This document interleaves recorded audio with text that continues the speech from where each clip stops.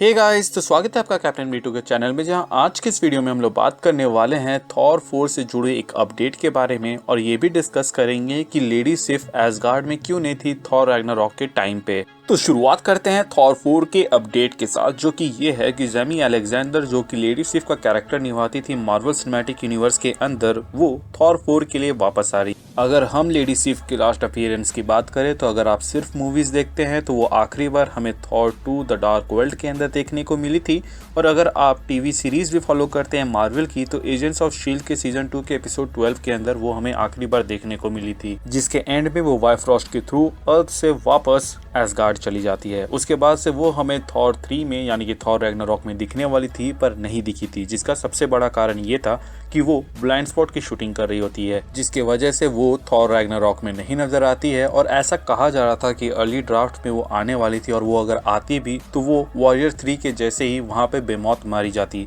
लेकिन Thor Ragnarok के अंदर लेडी सिफ को ना देखने के बाद से कई सारे फैंस ने ये सवाल उठाए थे कि लेडी सिफ कहाँ है, और केविन फाइगी से बहुत बार ये सवाल पूछा था, जिस पर उन्होंने जवाब दिया और कहा लोकी, जो कि उस वक्त ओडिन बनकर वहाँ राज कर रहा था और उसने जिस तरह हेमडाल को बर्खास्त कर दिया था उसी तरह उसने भी लेडी सिफ को बर्खास्त कर दिया था, और वो एसगार्ड छोड़ के किसी और रियलम में थी उस वक्त, इसीलिए वो बच जाती है। इनफैक्ट ऐसा कहा जा रहा था कि थानोस के स्नैप के साथ वो भी वैनिश हो गई थी, और जैसे ही हल्क ने स्नैप वापस किया तो वो वापस आ गई, और इसीलिए वो अब हमें थॉर लव एंड थंडर के अंदर देखने को मिल रही है। मे बी वो आने वाले समय में हेमडाल की कमी को पूरा करे और वो अगली हेमडाल बन जाए। कॉमिक्स में ऐसा हो चुका है। इसी साल आए एक सीरीज के अंदर हम देखते हैं कि एसगार्ड का जो नया हेमडाल है वो और कोई नहीं बल्कि लेडी सिफ ही रहती है। सो गाइज, आपकी क्या प्रतिक्रिया है इस पर कि लेडी सिफ वापस से थॉर लव एंड थंडर को ज्वाइन कर रही है? आपको इस बात से कोई फर्क पड़ता है या नहीं पड़ता है, या फिर आप एक्साइटेड है या खुश हैं? आप हमें कमेंट सेक्शन के जरिए बता सकते हैं।